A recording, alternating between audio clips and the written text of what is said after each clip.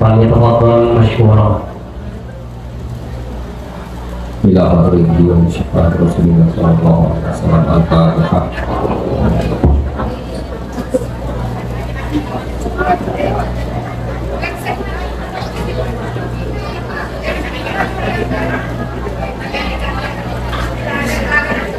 Mohon Bapak Ibu tenang, agak tenang, mohon.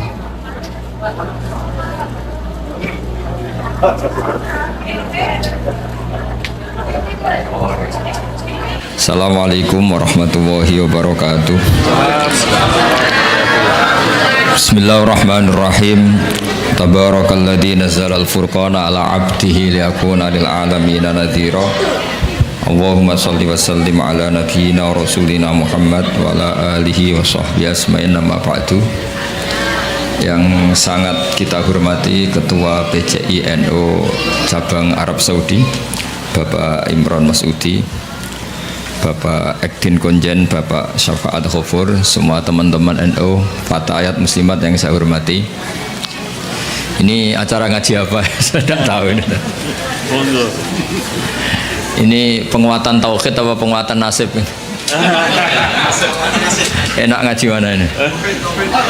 Tauhid apa nasib? Nasib. Kalau nasib itu kita semiskin-miskinnya paling nggak lama kok. Setelah mati selesai. Yang jelas jangan miskin setelah mati, itu bahaya itu nanti. Karena biasanya ngajinya ulama-ulama Indonesia itu merilek. Kenapa rileks? Karena hampir semua ulama, baik ulama ahli sunnah maupun yang lain, berpendapat al-uqulu muttarratun ila qabulil haq. Yang namanya akal itu terpaksa menerima kebenaran. Sehingga dalam tradisi aswaja, saya ulang lagi, saya nyebut aswaja bukan ahli sunnah karena selalu ada pergeseran dalam percaturan nama ini. Dulu yang namanya ahlu sunnah itu ya ahlu sunnah, sekarang kalau kontra Syiah pasti namanya apa? Sunni sekarang. Meskipun di internal Sunni ada yang percaya wasilah, ada yang mengharamkan wasilah. Tapi saya tidak mau mendiskusikan itu. Saya mau cerita bapak-bapak, ibu-ibu, mbak-mbak yang saya cintai, yang saya hormati. Kebenaran itu sesuatu yang absolut. Karena absolut, maka akal ini pasti menerima. Saya beri contoh yang ringan-ringan saja. Misalnya kita akan bilang bahwa baju saya ini putih, peci saya ini hitam. Karena itu satu keniscayaan, maka kita tidak perlu memaksa orang untuk mengatakan peci ini hitam, baju ini putih. Begitu juga keniscayaan kalau Tuhan itu harus zat yang qadim. Ya ini rileks saja. Kenapa kita katakan qadim? Karena kita punya rumus alam raya ini diciptakan. Di mana-mana pencipta pasti wujudnya sebelum yang diciptakan. Sehingga kita dengan santai menerangkan ke anak-anak Allah itu qadim, qidam. Karena yang diciptakan ini sesuatu yang nyata, seperti langit bumi ini nyata. Nyata itu ya nyata, nyata itu real. Maka penciptanya harus super nyata, yaitu dalam tradisi tauhid kita disebut wajibil wujud, zat sing pasti eksistensinya wujud. Sehingga kita mulai kecil diajarin alam raya ini diciptakan oleh zat yang wajibil wujud. Sehingga mulai kecil kita dilatih, Pak Konjen tuh ngapalkan sifat berapa? 20 Pak Imron ya? Yaitu wujud, qidam, baqa, mukhalafatul lil hawadis. Jadi sebelum negara itu anti sama faham komunis, faham ateis, saya ulang lagi ya, sebelum negara membakukan keantiannya menolak faham ateisme, faham komunisme, itu akalnya orang Indonesia itu sudah menolak faham ateisme. Kenapa menolak? Karena di musola-musola, ini Pak Imron juga anaknya Kiai, saya tahu keluarga beliau karena orang Madiun. Saya itu mbah saya itu juga ada yang orang Sewulan, Sewulan pondok tertua di mana itu Madiun itu masih. Saya ini keluarga Mbah Sambu Lasem.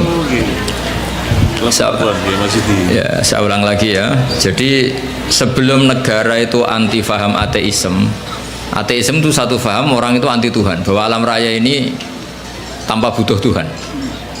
Sebelum negara punya ketetapan MPR menolak ateisme, komunisme, itu akal kita sudah dilatih menolak. Kenapa dilatih menolak? Karena akal kita tidak bisa menerima. Misalnya hadhil maujudat, terus kamu bilang khalaqahal Adam, bahwa langit bumi yang wujud ini diciptakan oleh sesuatu yang tidak wujud. Itu akal sehat mana yang bisa menerima konsep itu? Segoblok-gobloknya kita, meskipun kedonyan golek real itu nggak akan nerima satu pikiran bahwa alam ini diciptakan oleh ketiadaan. Karena al-adamu la yakhluqu syai'an, yang namanya ketiadaan pasti tidak bisa menciptakan. Yang bisa menciptakan siapa? Ya pasti sesuatu yang wujud. Maka pertama, sebelum kita tahu sifatnya Allah yang banyak, yang harus diketahui apa? Sifat wujud. Karena sesuatu yang wujud, yaitu alam raya, pasti disebabkan oleh yang wujud. Sementara faham ateis mengatakan alam ini dimulai dari ketiadaan. Setelah tiada, tahu-tahu ada. Orang dilatih bilang tahu-tahu. Jadi kira-kira kalau ada apa kotoran ayam, ini dari mana? Ya tahu-tahu ada. Ada air, ya tahu-tahu ada. Kenapa ada jajan? Ya tahu-tahu ada. Itu kan dijak goblok bareng. Maka agama ini tidak boleh jadi penggoblokan, itu tidak boleh. Agama ini li qaumi yaqilun, li qaumi yatafakkarun, bagi yang mau berpikir, bagi yang punya akal. Nah, dengan tradisi penguatan akidah seperti itu, andaikan negara itu tidak membantu kita anti komunisme, itu akal kita sudah menolak. Akal kita sudah menolak. Tapi alhamdulillah akal sudah menolak, negara juga menolak, sehingga bangsa Indonesia insya Allah jadi bangsa yang mubarakah, bangsa yang diberkahi. Karena sering ada keselarasan antara keputusan Islam dan keputusan negara. Nah, tapi teori saya begini Pak Gunjani, saya pernah ke Korea, pernah ke Thailand, pernah ke Malaysia. Kira-kira di era modern, suatu saat negara ini satu dunia lah, bukan negara, satu dunia ini menjadi globalisme, sudah mengglobal. Dan nanti ideologi, akidah atau pemikiran itu pasti bebas, karena dianggap itu hak asasi manusia. Maka saya minta madrasah sini juga yang lain-lain, nanti pertarungannya adalah pertarungan logika. Karena negara tidak terlalu bisa diharapkan. Tadi misalnya negara Uni Soviet terus kadung komunis, misalnya negara Cina kadung komunis, Korea Selatan juga begitu, beberapa negara Eropa kapitalisme, dan beberapa negara yang lain sudah milih ideologi tertentu. Kalau kita mengandalkan negara, maka pertarungan-pertarungan akal itu tidak pada semestinya.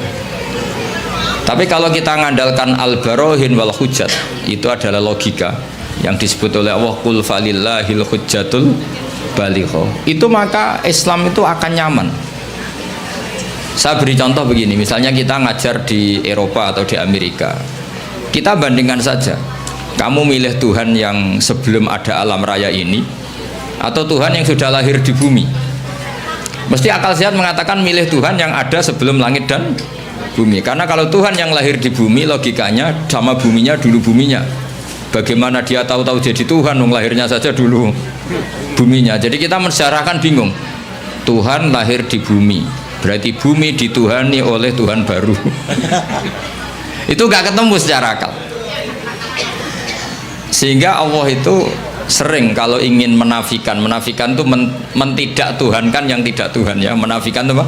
Mentidak Tuhankan yang tidak Tuhan. Itu Allah dengan cara sederhana.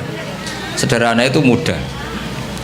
Jadi dulu yang namanya Jubair bin Mut'im itu adalah mediator kafir Quraisy yang disuruh membebaskan Asra Badrin, tawanan perang-perang apa? Badar. Karena dia orang cerdas, dia jadikan mediator untuk nego sama Rasulullah SAW. Ketika nego, kebetulan dia nginep di sana, maghrib Nabi baca surat Wattur wa kitabim mastur fi rokim mansur wal baitil ma'mur wasaqfil marfu, sampai satu logika tentang Tuhan, yaitu ayat am khuliqu min ghairi syai'in am humul khaliqun. Masa alam raya ini diciptakan tanpa sebab? Syai' itu huwa al-mawjud. Jadi wa indana syai'u huwal mawjudu. Masa alam raya ini yang mewujud, yang punya eksistensi, yang wujudnya nyata, kemudian diciptakan oleh sesuatu yang tidak wujud. Akhirnya Jubair bin Mut'im itu mikir, amhumul khaliqun, atau memang kalau kamu nggak percaya Allah itu nggak ada, apa jangan-jangan mereka kalian semua ini yang menciptakan langit bumi? Makanya dipertanyakan Allah, am khalaqus samawati wal ard. Sampai ada sekian pertanyaan, termasuk Kul ara'aytum ma tad'una min dunillah aruni madza khalaqu minal ardi am lahum syirkun fis samawat. Orang-orang yang kamu tuhankan, Lata, Uzza, Hubal, apa ikut berkontribusi saat langit bumi diciptakan? Sehingga pertanyaan-pertanyaan Allah itu menohok. Akhirnya kata Jubair bin Mut'im, mata roka Muhammadun li aqdina syai'an. Muhammad tidak meninggalkan akal kita sama sekali. Maksudnya logika tentang Tuhan-Tuhan Lata Uzza itu nggak masuk sama sekali. Karena tadi misalnya, makanya dalam Quran ini yang perlu dikuatkan adalah akidah. Karena saya bayangkan setelah nanti dunia ini global, yang bisa mengawal Islam itu hanya al-barohin wal hujjah, yaitu logika.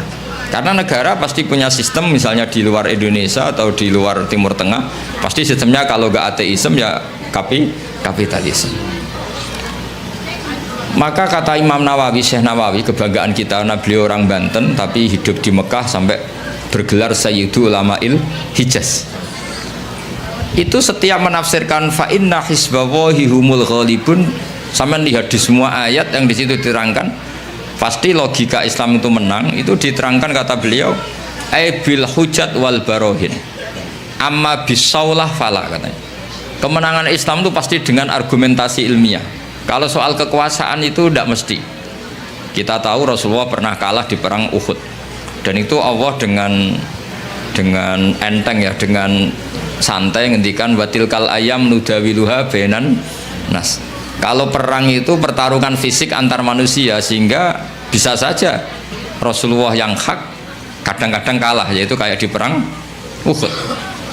Tapi Rasulullah sebagai pembawa kebenaran, yaitu yang sesuai dengan akal sehat, itu ayatnya ja'al haqqu wa zahaqal batil innal batila kana zahuqa.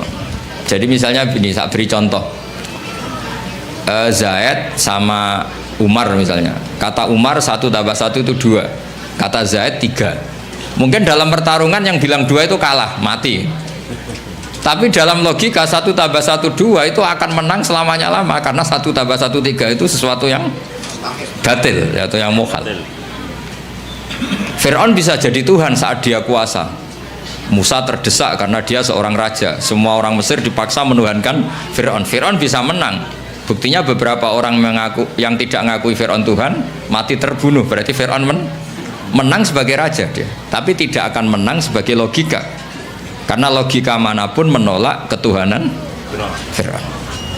Makanya ketika Rasulullah diberi kekalahan dalam perang fisik, istilahnya Allah watilkal ayyam nudawiluha bainan nas. Ini pertarungan antar manusia, bukan antar hak dan batil. Kalau antar hak dan batil pasti ja'al haqqu wa zahaqal batil. Kalau barang hak itu ada, pasti yang batil ini hilang. Fa innal batila ma la wujudalah. Yang namanya batil sesuatu yang nggak punya eksistensi.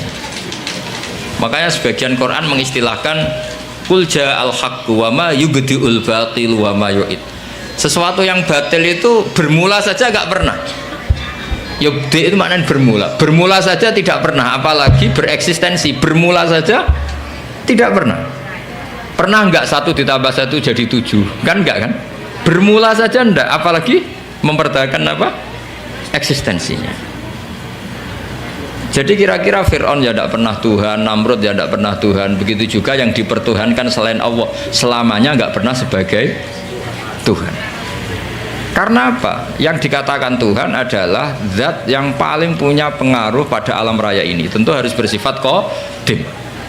Nah sementara Fir'aun ada tanggal lahirnya, Tuhan-Tuhan yang lain juga ada tanggal lahirnya, bahkan ada tahunnya 2000 berapa gitu. Nah, itu kalau alam raya umurnya 5000 tahun saja sudah bingung Tuhannya, karena dulu alamnya. Sehingga ketika Fir'aun merasa sebagai Tuhan, itu cara mengalahkan Musa itu tidak dengan kekuasaan, tapi dengan argumentasi. fantasi, yaitu ketika Fir'aun tanya Musa, lalu kalau kamu punya Tuhan yang lain, Tuhan kamu siapa? Kata Musa, yang menuhani langit bumi, Rabbus samawati wal ard. Fir'aun masih bisa ngeles. Kata Fir'aun, saya sering jalan-jalan, yang dituhankan orang itu saya. Makanya kata Fir'aun, ma'alim tulakum min ilahin ghairi, setahu saya yang dituhankan itu saya. Soal kemungkinan Tuhan Musa ada di langit, terus dia manggil Haman. Haman itu arsitektur handal. Ya Hamanu bnili sorhal ali ablughul asbab as-samawati fa'attali'a ila ilahi Musa. Haman bikinkan piramida yang tinggi supaya saya bisa melihat Tuhannya Fir'aun. Tuhannya siapa? Musa. Andai kan adu argumentasi ini nunggu piramida jadi, maka Musa akan kalah. Karena setelah dilihat pun Tuhan tidak akan pernah kelihatan. Maka Musa gak mau, kalau pakai logika itu Musa pasti kalah.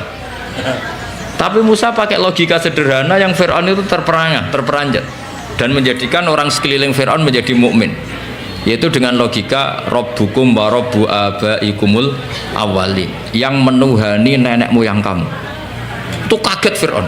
Orang-orang juga langsung jadi mukmin, yang meskipun yaktumu imana, menyembunyikan apa? Karena logikanya kalau Fir'aun Tuhan berarti buyutnya tanpa Tuhan. Kan zaman buyutnya Tuhannya belum lahir.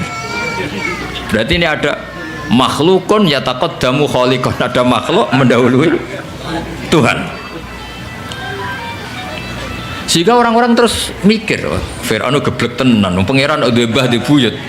Kalau di mbah di buyut berarti buyutnya tanpa pangeran, karena pangerannya datang terlambat.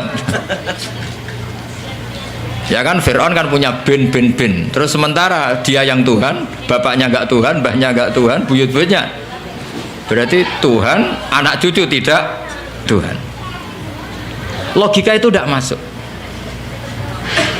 Maka kita mulai kecil di musala-musala diajarkan wujud, qidam, baqo. Logikanya gampang saja. Alam raya ini kadung wujud. Kalau kadung wujud, nggak boleh kita punya rumus ini alam yang wujud diciptakan oleh yang tidak wujud. Itu mbok akal paling nggak waras pun. Ini gimana? Suatu yang tidak wujud berperan pada yang wujud.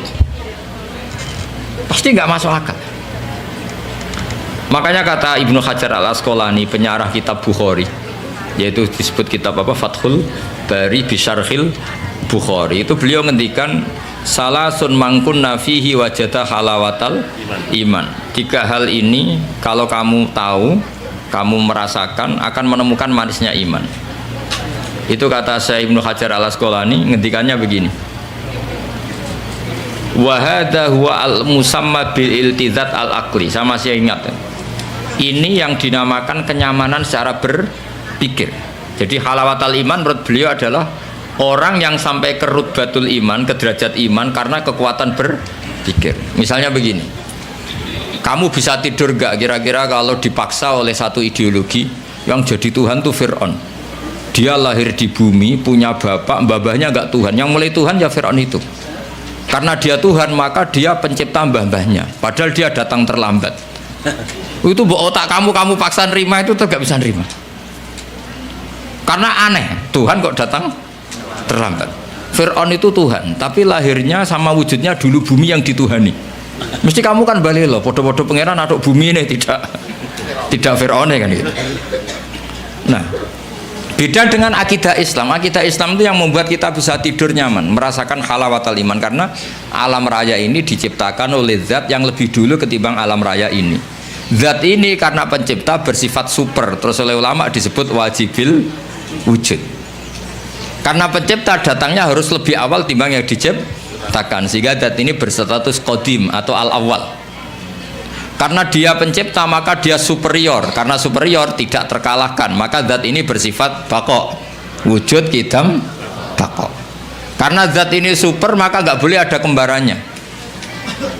Pak Imron saja nggak mau ditandingi apalagi Tuhan. Karena Tuhan itu super, kalau super nggak boleh lasari kalah, harus nggak ada kembarannya, nggak boleh ada 2 matahari kembar, apalagi ini Tuhan, maka bersifat mukhalafatul hadis. Karena wujudnya Tuhan sebelum ada yang lain, maka dia harus nggak butuh orang lain, dan nggak butuh orang lain disebut qiyamuhu binafsihi. Dia harus bisa menjaga eksistensinya sendiri. Nah, sifat-sifat Tuhan seperti itu kita terima itu nyaman. nyaman sekali. Ya itu aturannya jadi Tuhan harus seperti itu. Wong Tuhan kok kalau makan pecel murus itu kan bingung kan. Misalnya Fir'aun kira-kira kebanyakan pecel Madiun daerahnya Pak Imran itu ya mules. Kalau mules diobati. Kalau diobati terus sembuh. Wah tadi Tuhan lemes sekarang sudah sembuh. Bingung kan kita punya Tuhan seperti itu. Bingung nggak kira-kira kalau punya? Terus kalau ada orang masalah jangan sekarang lapornya, Tuhan masih tidur. Pusing nggak? Punya Tuhan masih semua masalah di cancel karena Tuhan baru sakit. Kalau HP-nya hilang juga nggak tahu nyari di mana, itu kan bingung semua. Bandingkan Tuhan menurut versi Islam. Allahu la ilaha illa huwal hayyul qayyum. Tuhan itu siapa? La ta'khudhuhu sinatu lana. Nggak mungkin tidur, nggak mungkin kantuk. Nah, sifat-sifat seperti itu namanya al-hujjat wal barohin. Kita punya logika yang kelima tentang menemukan Tuhan. Nah, yang seperti ini tuh pasti ja'al haq. Jika saya pernah ditanya, saya ini karena ngajar di Jogja, di daerah akademisi. Pak, suatu saat kalau ada perbandingan agama, boleh enggak? Saya bilang boleh. Yang penting enggak perbandingan pemeluk agama. Karena kalau Islam dibandingkan non-Islam, pasti yang menang Islam. Liyudhirahu ala dini kulli. Makanya dulu masyhur itu ada perdebatan Ahmad Didat sama seorang non-Muslim antara Tuhan Allah dan Tuhan yang lainnya. Itu banyak mahasiswi dari Swiss, dari Swedia bilang sepertinya Tuhan Anda lebih menarik karena disifati Tuhan Islam adalah sebelum ada alam raya ini tidak ada kembarannya, tidak ada macam-macam, pokoknya tidak ada yang salah. Sementara Tuhan yang lainnya lahirnya di bumi, ada tanggalnya, pernah kecil, mungkin pernah kalau jalan jatuh, mungkin pernah macam-macam lah, sehingga nggak meyakinkan berstatus sebagai apa? Tuhan. Nah, kalau kamu cara beriman seperti ini namanya sudah ja'al haqqu wa zaqal batil. Maka harus dibedakan Islam dan orang Islam. Kalau orang Islam mungkin di daerah yang mayoritas Muslim copetnya juga Muslim, nanti koruptornya juga Muslim, sehingga nggak bisa dibanggakan Muslimnya. Tapi kalau Islamnya selalu bisa dibanggakan. Makanya saya bilang kalau ada perbandingan agama itu ya Islamnya, jangan orangnya. Kalau orangnya ya repot, di daerah yang kebetulan malingnya Muslim ya Muslim, koruptornya juga Muslim, pencopetnya nanti juga Muslim. Bahkan ada raja tertentu yang mengatasnamakan raja Islam itu selirnya sampai 30.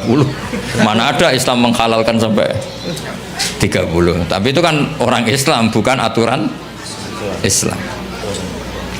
Nah itu kan repot. Nah sekarang yang kita sesali kajian agama atau perbandingan agama itu yang dikaji itu orangnya, sehingga kita sering kalah. Misalnya nyuwun sewu beberapa negara tertentu yang mengatasnamakan negara Islam sering perang, terus itu dianggap cerminan Islam, padahal Islam rahmatal lil alamin. Tapi kalau orang Islam yang tidak rahmat ya banyak yang selalu suka mendolimi orang lain. Maka kita harus hati-hati mana perilaku seseorang dan mana itu Islam. Sehingga perang itu, perang zaman Nabi itu ada perang nudawiluha bainan nas, perang yang dihitung sebagai manusia, ada perang yang dihitung bainal haqqi wa bainal batil. Kalau perang itu antara pertarungan benar dan salah, pasti yang menang itu benar. Karena tadi qul ja'al haqqu wa ma yubdi'ul batilu wa ma yu'id. Sesuatu hak itu pasti datang, maknanya pasti punya eksistensi. Seperti putih. Putih ini ya memang putih, punya eksistensi putih. Yang mengatakan ini hitam meskipun dalam pertarung menang, tetap dia kalah. Bisa saja mengatakan baju saya putih itu kalau duel fisik menang yang mengatakan hitam. Duel fisik ya. Tapi dia tidak akan menang selamanya karena dia dianggap gendeng. Masa putih dibilang hitam? Paham ya ini logika ini ya? Di sini ada istilah ja'al haqqu wa zahaqal batil. Sehingga Quran itu unik cara ngajari kita berfilsafat. Kalau ada kalimat itu salah, itu disebut kata Quran kaburat kalimatan takhruju min afwahihim. Ada satu kalimat atau perkataan yang menjadi kalimat itu karena diucapkan oleh lisan. Allah menyebut kaburat kalimatan takhruju min, seperti sampean bilang bajunya Gus Ba itu hitam, itu ya satu kalimat tapi menjadi kalimat karena diucapkan. Tapi iyaquluna illa kadiba, kalimat itu bohong, wong putih kok dibilang hitam. Ada kalimat yang memang menunjuk musammanya. Kalau dalam ilmu mantek, kalimat yang menjadi kalimat karena menunjuk hakikat. Itu yang kalimatu hakin. Seperti orang yang bilang baju Gus Baik itu putih. Dia menjadi kalimat karena mengatakan sesuatu yang sesuai kenyataan. Sehingga kalimat tauhid disebut kalimatu hakin alaiha nahya wa alaiha namut. Itu satu kalimat yang memang hak, memang nyata, memang yang Tuhan itu Allah. Sehingga yang mengatakan Tuhan itu Allah adalah kalimatu hakin. Tapi yang mengatakan misalnya Fir'aun itu Tuhan, itu disebut kalimatul batil, menjadi kalimat karena diucapkan, bukan karena menunjuk hakikat. Paham ya ini ya? Itu hebatnya Quran melatih kita. Jadi ada kalimat penunjuk kebenaran, ada kalimat menjadi kalimat karena diucapkan. Makanya disebut kaburat kalimatan takhruju min afwah. Sehingga kalimat itu punya problem. Problemnya apa? Yaitu sekali salah awalnya, ini diskusi ringan tapi masalah tauhid. Itu kalau salah awalnya akan salah terus. Sehingga Nabi Adam pertama diajari Allah itu tentang penamaan sesuatu, wa 'allama Adamal asma. Karena semua kemusyrikan itu dimulai dari salah nama. Ya, dimulai dari misalnya gini, zaman kafir Quraisy atau kafir Arab jahiliyah dulu, zaman itu bilang ini Lata, ini Manat, Manat dari kata Manan. Ini berhala pemberi, ini Al-Uzza, berhala yang agung. Coba kalau dari awal dibahasakan hakikat. Oh, ini batu Ponorogo ini. Pemahatnya Pak Imron, dulu dijual ke sini itu kredit. Oh, itu nggak ada sakralnya sama sekali. Karena menjadi sakral atau disakralkan karena inhiya illa asmaun samaitumuha antum wa abaukum, karena kamu salah memberi nama maka ini mendapat posisi.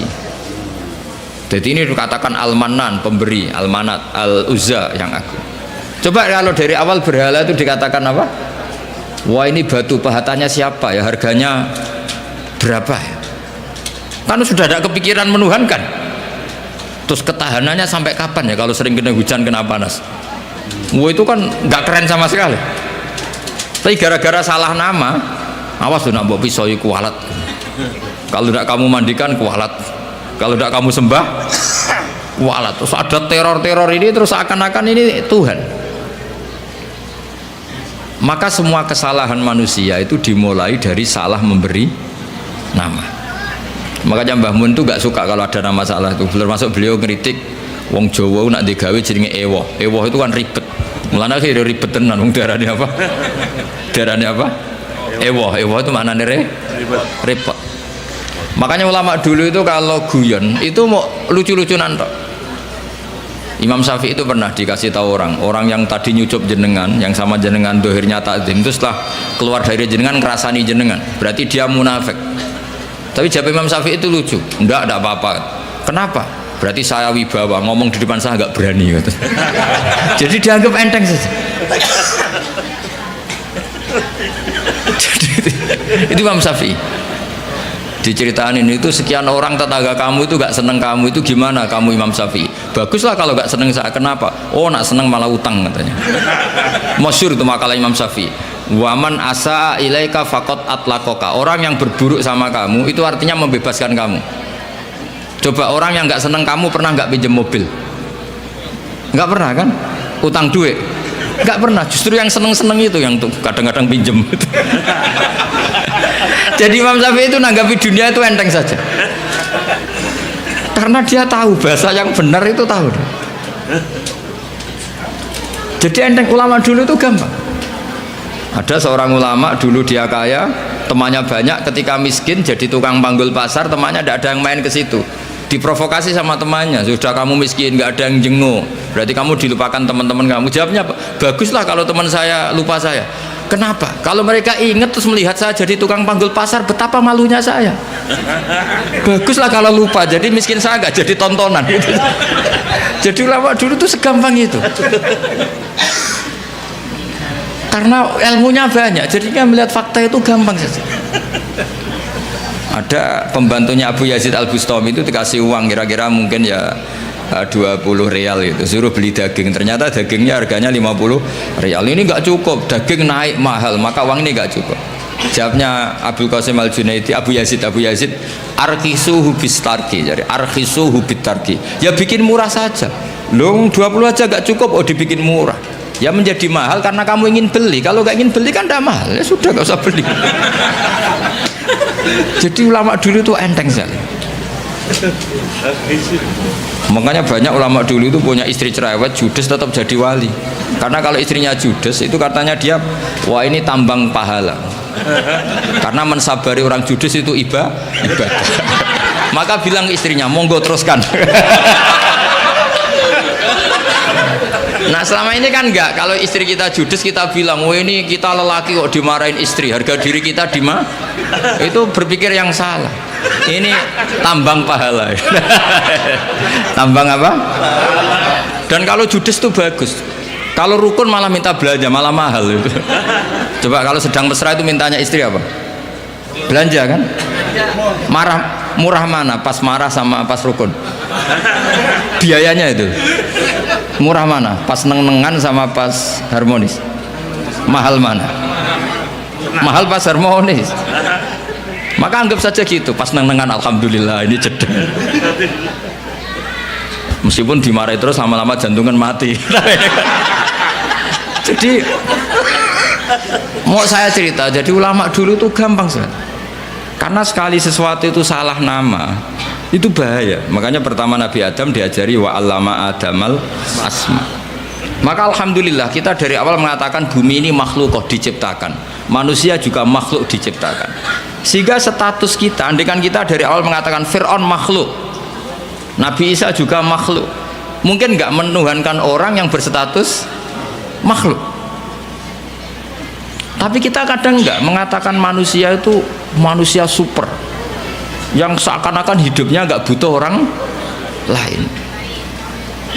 Maka saudara Rasulullah ketika begitu bangganya dikatakan gelar saya terbaik kata Nabi adalah Abdullah, hamba Allah. Karena Nabi gak ingin nasibnya seperti Nabi Isa. Justru dengan gelar Abdullah itu Nabi gak akan dituhankan karena berstatus Abdul ya, berstatus Abdul. Jadi Islam ini juga harus dikawal oleh jangan sampai kita keliru memberi penamaan. Saya di Jogja sering memberi saran ke bapak-bapak ibu, kalau kamu bilang anak, wah ini anak nanti membiayai setelah kuliah biaya lagi, nikah biaya lagi, maka kamu lihat anak ini problem. Tapi kalau kamu melihat anak ini penerus sujud saya, penerus kebaikan saya, kalau saya sudah mati tabungan saya adalah di anak. Saya sujud, anak saya sujud, cucu saya sujud, cucu saya penyembah Allah, pecinta Rasulullah. Maka melihat anak ini sebagai penerus kebaikan, maka menganggap anak itu penting. Sehingga Allah kalau mengistilahkan anak itu apa? Walladzina amanu wattaba'athum dzurriyyatuhum biimanin. Kita melihat anak itu, ini generasi penerus iman saya, ini generasi penerus sujud saya, maka kita melihat anak ini senang. Tapi kalau dari awal melihat sebagai apa? Beban, maka terus anak ini problem. Sampai kalau asik kumpul istri terus jadi hamil. Loh kok hamil padahal saya ada ingin. Anak-anaknya sendiri, loh hamil padahal saya ada ingin. Apalagi kalau terpaut setahun. Loh anak kok kacek sidik, kesundulan aku yurah niat. Jadi ini baru ada nih. Sedang ada nama. Ada. Belum. Jadi saya mohon sekali, jadi agama ini hanya bisa dikawal dengan al-hujjat atau logika. Makanya dikatakan Allah wa tilka hujjatuna atainaha Ibrahim ala qaum. Tapi sekarang banyak orang itu nggak berlatih argumentasi, sehingga di tradisi Aswaja NU orang harus hafal akidatul awam, harus hafal sifat wajib 20, sifat muhal 20. Terus sifat wajibnya Nabi 4, sifat mukhalnya Nabi 4, sifat jaiznya 1. Tanpa itu semua kita tidak bisa ngawal apa? Islam. Karena pertarungan duniawi itu menyudutkan Islam. Misalnya Anda bilang, katanya orang Islam itu hidupnya fid dunya hasanah, orang Ethiopia kok miskin-miskin, kamu tidak bisa jawab. Tapi kalau kamu membela Islam dengan logika, misalnya mereka menuhankan makhluk yang lahir di bumi, kamu menuhankan zat yang adanya sebelum langit dan bumi. Kira-kira kalau adu argumentasi menang mana? Keabsahan sebagai Tuhan. Tentu lebih logis yang ada sebelum langit dan bumi yang layak berstatus sebagai Tuhan. Nah itu yang harus mengawal Islam itu, liqaumi yaqilun liqaumi yatafakkar. Sehingga dulu Nabi itu kalau menerangkan tauhid itu gampang sekali. Saya berkali-kali cerita kalau ngaji dulu orang kafir jahiliyah itu Tuhannya banyak karena problemnya banyak. Sehingga ketika Nabi mengajarkan satu konsep Tuhan satu atau tauhid, itu mereka bilang gini, aja'alal alihata ilaha wahida inna hadza la syai'un ujab. Masa urusan banyak kok Tuhannya satu, ini aneh. Makanya mereka bilang apa? Aja'alal alihata ilaha wahida. Masa Tuhan yang banyak menjadi satu, ini aneh. Problem kita banyak, kasus kita banyak. Harusnya Tuhannya juga banyak. Terus Nabi secara santai menerangkan, kalau kamu jadi pembantu atau jadi budak, terus punya majikan banyak, perintahnya beda-beda, kamu pusing enggak? Wah ya pusing Muhammad, mendingan majikan satu. Terus kanjeng Nabi bilang, inna rabbakum sayyidukum, Tuhan kamu adalah majikan kamu. Kalau Tuhannya banyak merintahkan semua, pusing kamu kan. Ya sudah mat, Tuhannya satu saja kan. Itu yang dimaksud daraballahu matsalar rajulan fihi syuraka'u mutasyakisuna wa rajulan salamal lirrajul hal astawiyani masalah. Alhamdulillah, Allah membuat satu perumpamaan, ada orang punya majikan banyak yang perintahnya beda dengan orang yang hanya mengabdi satu majikan. Kira-kira kamu milih mana? Milih yang satu majikan. Terus ketika mereka menuhankan berhala itu, Nabi bikin contoh itu sederhana sekali. Daraballahu masalan abdam mamlukan. Allah memberi satu perumpamaan begini. Nabi itu pidato begini. Andaikan ada budak yang buta, sudah buta tuli, kamu mau nggak tak kasih pembantu yang seperti itu? Wah ya nggak mau Muhammad, pembantu kok malah ngerepotin ya. Berarti itu nggak sah jadi pembantu, nggak sah. Lalu jadi pembantu saja nggak sah, kok jadi Tuhan? Yaitu berhala itu kalau potong tangannya terputus ya dibangun lagi, kalau kotor dimandikan. Itu kan Tuhan kok ngerepotin. Jadi abdan itu makanya disebut wator bawa masalah rojulaini ahaduma abkam. Abkam itu nggak bisa ngomong, layak diru ala syai'in, melakukan apa saja nggak bisa. Wahwa kalun ala maulah, adanya hanya merepotkan. Jadi Nabi bikin satu logika, kamu mau nggak punya pembantu yang buta, yang bisu, yang tidak bisa melakukan apa-apa. Wahwa kalun ala maulah, yang adanya hanya merepotkan. Mereka jawab nggak mau Muhammad. Nah sekarang Tuhan kamu yang kamu sembah itu Lata Uzza, itu kan merepotkan. Kalau kotor kamu mandikan, kalau ada yang potong terputus kamu tata lagi. Itu logika. Sehingga terus orang kafir Mekah itu iman itu dengan logika. Nah, itu yang dimaksud lam yakunil ladzina kafaru min ahlil kitabi wal musyrikina munfakkina hatta ta'tiyahumul bayyinah. Orang musyrik selalu dengan logika kemusyrikatan. Sehingga datanglah al-bayyinah, logika yang begitu jelas. Itu siapa? Rasulun minallah yatslu suhufam mutahharah. Nah sekarang makanya saya minta sama PCI NU, sama lembaga-lembaga aswaja NU, jangan pernah melupakan kajian tauhid, kitab-kitab yang diajarkan guru-guru kita, yaitu misalnya kitab Aqidatul Awam, karena ini yang mengawal Islam.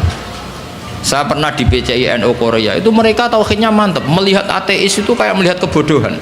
Orang kok tidak punya Tuhan. Dan ceritanya aneh-aneh. Itu kalau ada majikannya yang baik, anak-anak NU yang di sana kerja itu minta fasilitas sholat. Itu ditanya sama orang ateis, minta dibeliin berhala enggak? Karena aneh. Jadi ada yang sholat itu dilihat dari atas gini. Orang Islam kok aneh, sholat kok enggak ada yang disembah. Yang lucu lagi, saya punya teman setengah kaya karena pegawai Garuda itu pas waktu asar sholat di mall. Itu security-nya nelpon polisi, di sini ada ritual teroris, tolong ditangkap. Jadi kalau bilang sholat itu ritual teroris, dianggap muqaddimah. Jadi sholat dianggap muqaddimah sebelum ngebom. Coba ya. Tapi mereka bersemangat menghidupkan Islam. Saya pernah di PCNU Korea. Karena apa? Logika zaman dia kecil bahwa Tuhan itu harus wujud dan harus qadim, dan Tuhan itu begini-begini. Nggak mungkin alam raya yang wujud ini diciptakan oleh sesuatu yang tidak wujud. Faham? Ateis itu kan super tidak masuk akal. Masa alam raya ini diciptakan oleh ketiadaan? Coba kalau kamu logika, hadhil maujudat khalaqahal adam, sesuatu yang wujud ini penciptanya adalah ketiadaan. Itu kan stres semua itu santri kamu nanti. Ini ajaran apa gitu. Tapi kalau Islam kan mengajarkan hadhil maujudat khalaqaha wajibul wujud. Wujud ini diciptakan oleh zat yang super wujud. Kan enak di akal itu. Nah kalau sudah enak begitu disebut wajadah halawatal iman. Kamu menemukan nikmatnya iman, atau yang disebut al-iltizat al-akli, kenyamanan cara berpikir. Dan itu hebatnya NU. Makanya NU itu dulu Wali Songo itu mengajarkan itu tidak menguasai negara dulu, tapi menguasai logika. Kalau negara itu bentukan kemudian. Makanya sebelum ada negara Indonesia, Islam sudah mayoritas, karena fa'innal uqula muttarratun ila qabilil haq. Yang namanya akal pasti terpaksa menerima kebenaran. Jadi makanya itu hikmahnya kenapa Kiai NU tidak menjadi ekstremis, tidak menjadi Islam yang keras radikal. Agama itu mudah diterima, karena kebenaran itu mudah diterima, nggak usah paksa. Karena la ikraha fiddin. Kenapa la ikraha? Qad tabayyana rusydu minal ghayy. Mana benar mana salah itu pasti jelas. Ya, saya kira demikian. Assalamualaikum warahmatullahi wabarakatuh.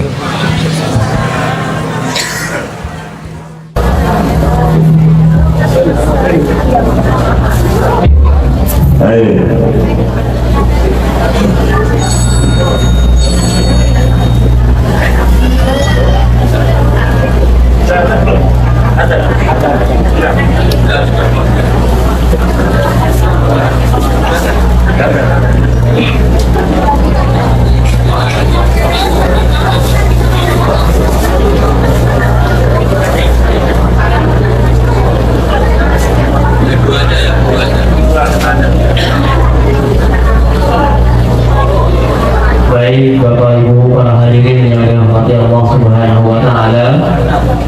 Acara selanjutnya adalah tanya jawab, tetapi beliau hanya terso dua penanya saja. Satu dari bapak-bapak